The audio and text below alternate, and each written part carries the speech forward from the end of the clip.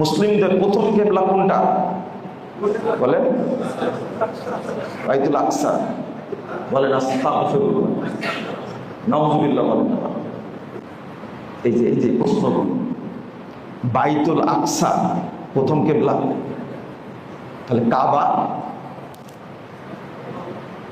কি শেষ কিবলা? এই সমস্ত ভাইরাল বক্তা হলো মূর্খ বক্তা। আমি ভাইরাস কেমনি বলি, এইগুলোই ভাইরাস সসলাইছে তারা। আল্লাহ বলছেন কোরআনে,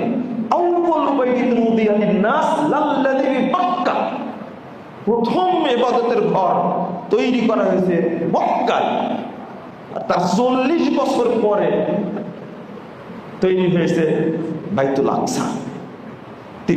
সেই বুখারী হাদিস। বাইতুল আকসা কে তৈরি করেছে বলেন? সুলাইমান। বলেন আস্তাগফিরুল্লাহ। আবার বলেন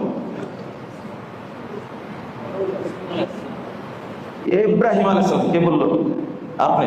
মাশাআল্লাহ, তাতে একজন পাওয়া গেছে। কাবা তৈরি করেছিলেন ইব্রাহিম আলাইহিস সালাম। আল্লাহ রাসূল বলেছে কাবা তৈরি 40 বছর পরে বাইতুল আকসা তৈরি হয়েছে। সুলাইমান আলাইহিস সালাম বাইতুল আকসা তৈরি করেছিলেন। আপনি জানেন সুলাইমান আলাইহিস সালাম কখন জন্ম নিয়েছেন? ইব্রাহিম আলাইহিস সালামের 1000 বছর পরে সুলাইমান আলাইহিস সালাম আসছেন। তা আল্লাহ নবী যে সহিহ বুখারী হাদিস বলে গেলেন যে কাবা তৈরি 40 বছর পরে তৈরি হয়েছে কি? বাইতুল আকসা। এটা তো সহিহ বুখারী হাদিস। কে তৈরি করছেন?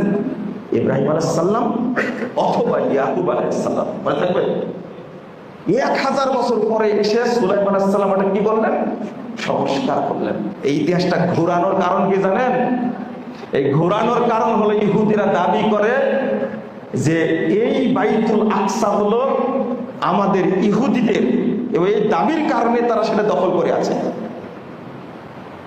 আর যদি আমরা বলতাম যে তৈরি করেছেন ইব্রাহিম আলাইহিস সালাম, প্রথম কিবলা কাবা, শেষ কিবলাও কি কাবা। মাত্র 17 মাস ছিল বাইতুল আকসা কিবলা। কয় মাস? 17 মাস। আর সেটাকে আমরা বলে দিলাম প্রথম মুসলিমদের প্রথম কিবলা হলো কি? নাউযুবিল্লাহ। এগুলো সব ইহুদিদের মিথ্যাচার। আমরা পড়ে গেছি শিয়াদের মিথ্যাচারের কবলে, আবার ইহুদিদের খ্রিস্টানদের মিথ্যাচারের কবলে। কিন্তু তলায় দেখিনি, আমরা একটু ঘেঁটে দেখিনি অবস্থানটা কি।